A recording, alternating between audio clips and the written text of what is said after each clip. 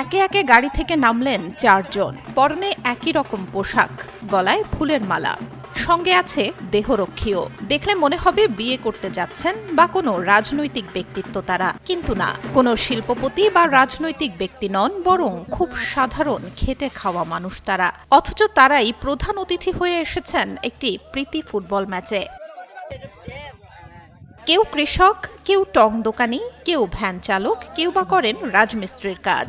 সারা জীবনই সয়ে গেছেন মানুষের অবহেলা, আর তাই তো তাদের প্রতি সম্মান জানাতে এমন উদ্যোগ নিয়েছে ব্রাহ্মণবাড়িয়ার কসবা উপজেলার একদল তরুণ। সবাই তো তেলের মধ্যে তেল ঢালে। আমরা রাজনৈতিক ব্যক্তিরা দাওয়াত দেই, শিল্পপতিরা দাওয়াত দেই, তো আমরা এবার একটু ডিফারেন্ট একটা আয়োজন করতেছি।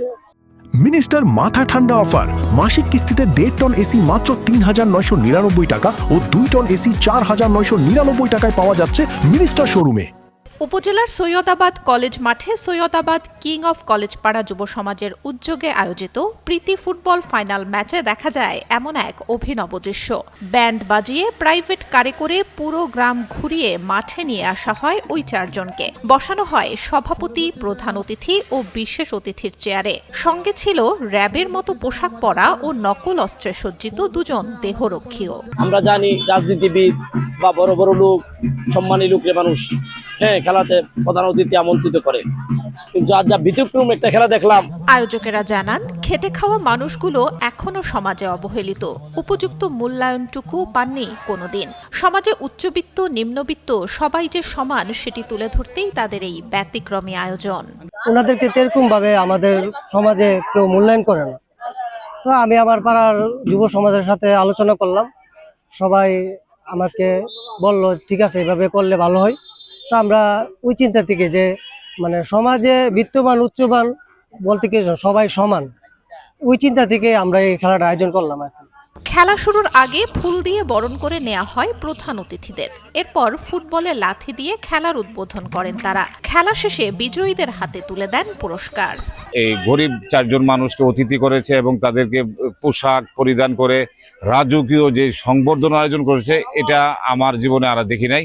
এলাকাবাসী জানান, সারা দেশে এমন আয়োজন আর কখনো হয়নি।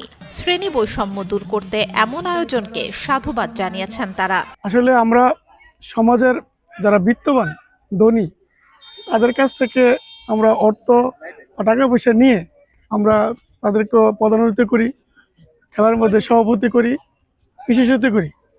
আজকের এই যুব সমাজ নিম্ন শ্রেণীর যারা দিনমজুর কাজ করে জীবিকা নির্বাহ করে, তাদেরকে নিয়ে এই ব্যতিক্রম আয়োজন একটি, আমার মনে হয় শুধু ব্রাহ্মণবাড়িয়া না, সারা বাংলাদেশে একটি ব্যতিক্রমী আয়োজন।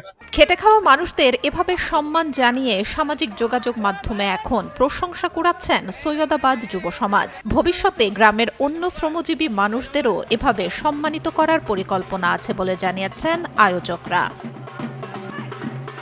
সুলতানা সুরমা, যুগান্তর নিউজ।